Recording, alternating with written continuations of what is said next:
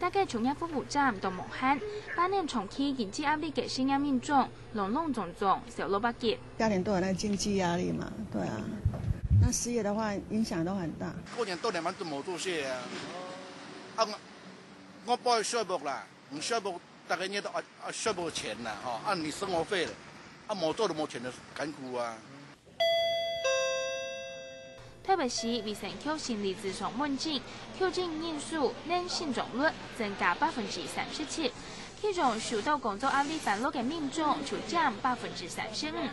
新一營業冇可能透露嘅問題，真正冇照顧到受理，生命呢條線先盡頭。醫生表示，係冇啲動嘅挑戰，長期累積下來，有可能會有精神方面嘅問題。香港新一造成嘅心理層面問題，唔但強引起衛生單位嘅注意，大概從業服務站除了天數千條路，也顧到專業心理諮詢嘅服務。我們每個就業服務站，我們都有所謂的個案管理人員，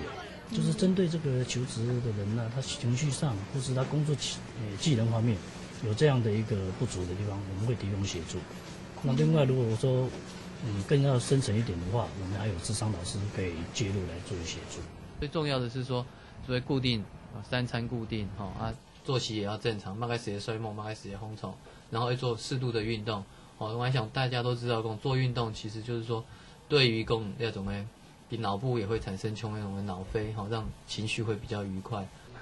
調整自家嘅生活作息，利用時間重設自家，要靜心走好前條路。唔過冇青菜亂衝殺掉，對體日鋪嘅技術呢都免談，出來種加調性。在履歷的這個寫作上面，因為現在企業體一定會收到很多的履歷表，求職者除了一般的這些基本資料以外，最重要就是把自己的績效能夠非常具體的用數據化的方式能夠寫出來，讓企業體一眼就